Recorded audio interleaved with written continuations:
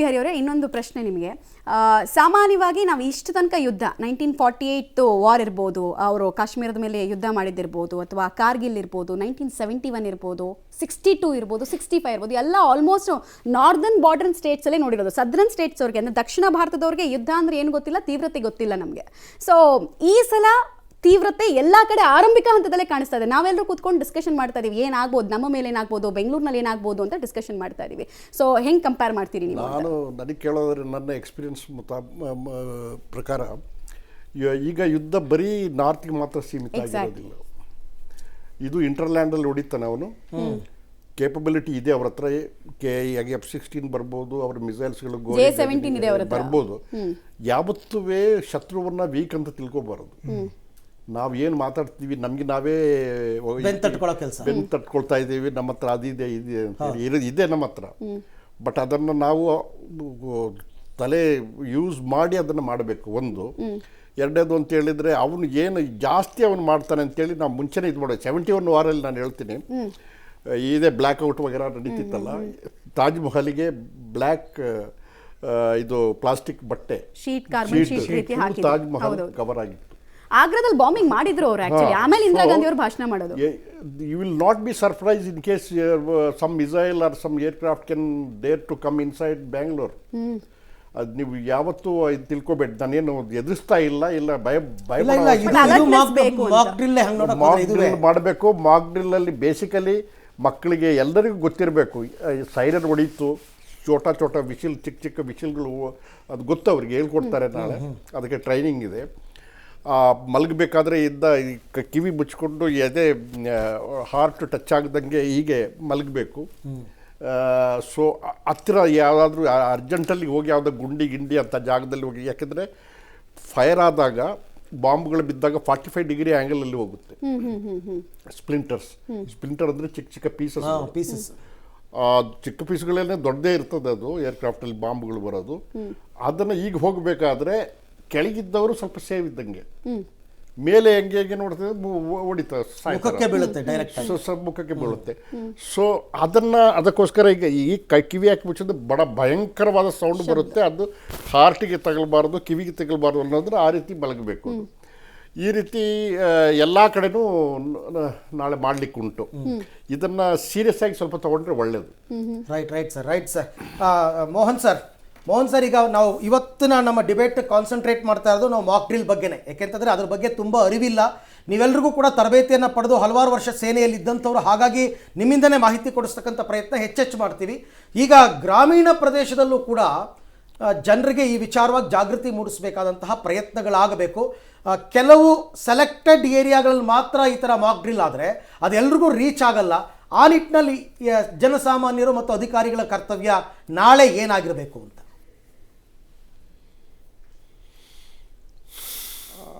ನೋಡಿ ಅರವಿಂದ್, ಗ್ರಾಮೀಣ ಪ್ರದೇಶ ಮತ್ತು ಅರ್ಬನ್ ಏರಿಯಾ ಅಂತ ಈಗ ಜಾಸ್ತಿ ಡಿಫ್ರೆನ್ಸ್ ಏನೂ ಕಾಣ್ತಾ ಇಲ್ಲ. ಯಾಕಂದರೆ in the area of social media ನಾವು ಗ್ರಾಮೀಣ ಪ್ರದೇಶದ ಚಿತ್ರಣಗಳನ್ನೇ ಜಾಸ್ತಿ ಶಹರ ಪ್ರದೇಶದಲ್ಲಿ ನೋಡ್ತೀವಿ. ಹೀಗಾಗಿ ಎಲ್ಲೆಲ್ಲಿ ಎಕ್ಸಸೈಸ್ ಆಗ್ತದೆ ಅದನ್ನು ಸೋಷಿಯಲ್ ಮೀಡಿಯಾದಲ್ಲಿ ಜನರು ತಮ್ಮ ವಾಟ್ಸಪ್ ಗ್ರೂಪ್ನಲ್ಲಾಗಲಿ ಎಲ್ಲ ಹಾಕ್ತಾರೆ. ಒಂದನೇದು.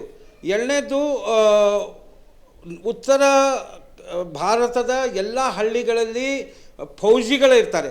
ಆ ಫೌಜಿಗಳ ಫ್ಯಾಮಿಲಿ ಇದೆ ಅನ್ನೋದ್ರಿಂದ ಅವ್ರಿಗೆ ಅದರ ಅರಿವಿದೆ. ನಮ್ಮ 4-5 ಸ್ಟೇಟು, ಕೇರಳ, ತಮಿಳುನಾಡು, ತೆಲಂಗಾಣ, ಆಂಧ್ರ ಪ್ರದೇಶ್, ಕರ್ನಾಟಕ, ಆಮೇಲೆ ಸ್ವಲ್ಪ ಮಟ್ಟಿಗೆ ಮಹಾರಾಷ್ಟ್ರದಲ್ಲಿ ಮರಾಠ ರೆಜಿಮೆಂಟ್ ಇರೋದ್ರಿಂದ ಮತ್ತು ಇವೆಲ್ಲ ಇರೋದ್ರಿಂದ ಅವ್ರಿಗೆ ಅದರದ್ದು ಏನು ಎಕ್ಸಸೈಸ್ ಮಾಡಬೇಕು. ಈಗ ಹಂಗೆ ಜನರಲ್ ಸರ್ ಹೇಳ್ದಂಗೆ how to sleep on the ground where the heart. ಆಮೇಲೆ ಯಾಕಂದರೆ ಅದು ಬ್ಲಾಸ್ಟರಿಂಗ್ ಸೌಂಡ್ ಇರ್ತದೆ. ಬ್ಲಾಸ್ಟರಿಂಗ್ ಸೌಂಡ್ ಇದ್ದಾಗ ನಮ್ಮ ಕಿವಿ ಪಡೆದೆಗಳನ್ನು ಕೂಡ ಹರಿದು ಹೋಗೋ ಚಾನ್ಸಸ್ ಇದ್ದಾವೆ. ಅದಕ್ಕೆ ಇದು ಏನೇನು ಮಾಡಬೇಕಂತ ಕೆಲವೊಂದು ಪ್ರದೇಶಗಳನ್ನ ಆಯ್ಕೆ ಮಾಡಿ ಅಲ್ಲಿ ಅವ್ರಿಗೆ ಟ್ರೈನಿಂಗ್ ಕೊಟ್ಟು ಅದು ರೂರಲ್ ಏರಿಯಾ, ಅರ್ಬನ್ ಏರಿಯಾಕ್ಕೆ ಕಳಿಸ್ತಾರೆ. ಮಹಾಭಾರತದಲ್ಲಿ ಒಂದು ಶ್ಲೋಕ ಇದೆ, ನರೂಪಮತ್ಸೇಹ ತಥೋಪಲಭ್ಯತೆ ನಾಂತೋ ನ ಚಾದೆ ನ ಚ ಸಂಪ್ರತಿಷ್ಠಾ ಅಶ್ವತ್ಥ ಮೂಲಂ ಸವಿರೂಢ ಮೂಲಂ ಅಸಂಘ ಶಸ್ತ್ರೇಣ ದೃಢೇನ ಚಿತ್ವ. ಈ ಮಹಾಭಾರತ ಯುದ್ಧದಲ್ಲಿಯೂ ಕೂಡ ಇದೇ ಸಂದೇಶ ಸಾರಲಾಗಿತ್ತು. ನಾವು ಸನ್ನದ್ಧರಾಗಿರಬೇಕು. ಇಲ್ಲ ನಾವು ಕೇರಳದಲ್ಲಿದ್ದೇವೆ, ನಾವು ಕರ್ನಾಟಕದಲ್ಲಿ ಇಲ್ಲೇನೂ ಆಗೋದಿಲ್ಲ. ಜನರಲ್ ಸಾಹೇಬ್ರು ಹೇಳ್ದಂಗೆ ಕರೆಕ್ಟ್ ಇದೆ ಈಗ. ಯಾಕಂದರೆ ಕಾರವಾರದಿಂದ ನೇವಿ ಕೂಡ ಅವ್ರದ್ದು ಸ್ಟ್ರಾಂಗ್ ಇದೆ. ಅದೇ ಥರ J-17 ಮಮತಾ ಹಿಂಗೆ ಹೇಳಿದಂಗೆ F-16 ಇದ್ದಾವೆ. ಆದರೆ we are prepared as A Indian armed person. I am prepared. ಯಾಕಂದರೆ ನಮಗೆ ಎಲ್ಲ ಥರದ ರಡಾರ್ಗಳಿದ್ದಾವೆ, ಆಂಟಿ ಬ್ಯಾಲಿಸ್ಟಿಕ್ ಮಿಸೈಲ್ಗಳಿದ್ದಾವೆ. ಅವು ಯಾವ ಏರ್ಕ್ರಾಫ್ಟ್ಗಳು ಕೂಡ ನಮ್ಮ ಏರಿಯಾಕ್ಕೆ ಬಂದರೆ ಅದನ್ನು ಹೊಡೆಯೋ ಕೆಪಾಸಿಟಿ ನಮ್ಮ ಹತ್ರ ಇದೆ. ಅದರಿಂದ we are proud of our arm forces. Then also we have to be alert. ಅದಕ್ಕೇ ಮಿಲಿಟರಿ ಬೇಸ್ನಲ್ಲಿ ಆಗಾಗ ಪ್ಯಾಸಿವ್ ಏರ್ ಡಿಫೆನ್ಸ್ ಎಕ್ಸಸೈಸ್ ನಡೆಯೋದೇ ಇದ್ರ ಸಲುವಾಗಿ. ಕನ್ವೆಗಳ ಮೂವ್ ಆಗ್ತದೆ. ಕನ್ವೆಗಳ ಮೂವ್ ಆದಾಗ ಆ ಸೈನಿಕರಿಗೆ ಊಟ, ಮಜ್ಜಿಗೆ, ನೀರು ಇತ್ಯಾದಿಗಳನ್ನ ನಾಗರಿಕರು ಸರಬರಾಜು ಮಾಡಬೇಕು. ಅವರ ಮೊರಾಲನ್ನು ಹೈ ಮಾಡಬೇಕು. ಭಾರತದ ತಿರಂಗನ ಹಿಡ್ಕೊಂಡು ಭಾರತ್ ಮಾತಾ ಕಿ ಜೈ ಅಂತ ಅವರ ಮೊರಾಲ್ ಬೂಸ್ಟ್ ಮಾಡಬೇಕು. ಇವೆಲ್ಲ ಮಾಡಿದಾಗ ಭಾರತದ ಸೈನ್ಯದ ಮನೋಬಲವೂ ಹೆಚ್ಚು ಆಗ್ತದೆ. ಮತ್ತು ನಮ್ಮ ಎನಿಮಿ ಕಂಟ್ರಿಗೆ ನಮ್ಮ ಮೊರಲನ್ನು ನೋಡಿ ಅವರು ಕುಗ್ಗಿ ಹೋಗ್ತಾರೆ. ಇದೇ ಗ್ರಾಮೀಣ ಪ್ರದೇಶದ್ದು ಶಹರಿ ಪ್ರದೇಶದ ಜನರು ಮಾಡಬೇಕಂತ ಅರವಿಂದ್ ನಾ ಹೇಳ್ಬೋದು. ಸುದರ್ಶನ್ ಸರ್, ನೀವು ಹೇಳಿ, ಯಾವುದೇ ಯುದ್ಧ ಆಗಲಿ, ಸಂಭವ್ಯ ಯುದ್ಧದಲ್ಲಾದರೂ ಏರ್ ಸುಪೀರಿಯರಿಟಿ ಬಗ್ಗೆ ನಾವು ಮಾತಾಡ್ತಾ ಇದ್ದೀವಿ, ಆಲ್ಮೋಸ್ಟ್ ಸುಮಾರು ದಿನದಿಂದ ಮಾತಾಡ್ತಾ ಇದ್ದೀವಿ. ಸೊ ಕಂಪ್ಯಾರಿಸನ್ ಮಾಡೋಣ. ಈಗ ಅವರು ತುಂಬ ಸಲ ಹೇಳ್ತಾ ಇದ್ರು, ನಾವೇನು ಸುಮ್ಮನೆ ಕೂತಿಲ್ಲ, ನಮ್ಮ ಹತ್ರ J-17 ಇದೆ, F-16 ಇದೆ, ಸುಮ್ಮನೆ ಇಟ್ಕೊಂಡು ಓಡಾಡಿಸ್ತಾ ಇರೋದಲ್ಲ ಅಂತ. ಬಟ್ ಅವ್ರ ಪೈಲಟ್ಗಳ ಚಾಕಚಕ್ಯತೆ ಏನು ಅನ್ನೋದನ್ನ ನಾವು ವಿಂಗ್ ಕಮಾಂಡರ್ ಅಭಿನಂದನ್ ವರ್ನಮಾನ್ ಮೂಲಕ ನೋಡಿದ್ವಿ. ಸೊ ಏರ್ ಸುಪೀರಿಯರಿಟಿ ಕಾಪಾಡ್ಕೊಳ್ಳೋ ನಿಟ್ಟಿನಲ್ಲಿ ಹೆಂಗಿದೆ ಭಾರತೀಯ ಸೇನೆ ಅಂತ? ಈಗ ನೋಡಿ, ಇದು ಹಂತ ಹಂತವಾಗಿ ನಡೆಯುತ್ತೆ. ಮೊದಲನೇ ಹಂತ ಫೇವರಬಲ್ ಏರ್ ಸಿಚುಯೇಷನ್, ಅಂದರೆ it is limited by space and time. ಈ ಒಂದು ಸೆಕ್ಟರಲ್ಲಿ we can send our strike force ಅಂತ. Second, what the term used, air superiority. Okay, ಅದು ಸ್ವಲ್ಪ geographically it gets extended and time wise it gets extended. The last is air ಸುಪ್ರಿಮಸಿ.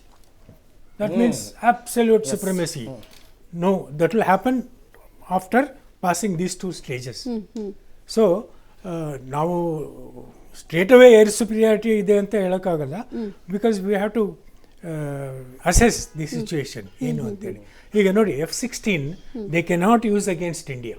Correct, ಅದನ್ನು There is a contract. ಹೇಳಿದ್ದಾರೆ. There is a contract. ಅವರಿಗೆ F-16 ಕೊಟ್ಟಾಗ it is to shoot the Russians in Afghanistan, ಹೌದು, not India. But ಪಾಕಿಸ್ತಾನದವರು ಇದನ್ನೆಲ್ಲ follow ಮಾಡ್ತಾರೆ ಅಂತ use ಅನ್ಸುತ್ತಾ sir? ಮಾಡಿದ್ರು ಸರ್. F-16 ಮಾಡಿಲ್ಲ ಅಂತ ಅವ್ರು ಹೇಳ್ತಾರೆ. ಅದೇ ಅಭಿನಂದನ್ ವರ್ಧಮಾನ್ ಕೇಸ್ ನಲ್ಲಿ. That's why they quickly went to Qatar, got one F-16 and said run. Exactly. ಅದೆಲ್ಲ ಮಾಡ್ತಾರೆ. So it is an integrated system. Interoperability ಅಂತ ಒಂದು ವರ್ಡ್ ಯೂಸ್ ಮಾಡ್ತೀವಿ ನಾವು ಎಕ್ಸರ್ಸೈಸ್ ಮಾಡಬೇಕಾದ್ರೆ. Especially air force, navy, we do a lot of exercise with foreign countries. Our language problem ಇರ್ಬೋದು, but R V interoperable ಅಂತೇಳಿ ಅವ್ರ ಶಿಪ್ಗಳು ನಮ್ಮ ಶಿಪ್ಗಳು ಜಂಟಿ ಸಮರ ಆಗುತ್ತೆ. ಇದ್ರು ಏರ್ಫೋರ್ಸಲ್ಲೂ ಬರುತ್ತೆ. ಯಾಕಂದರೆ ಇದು integrated air defence environment. Right.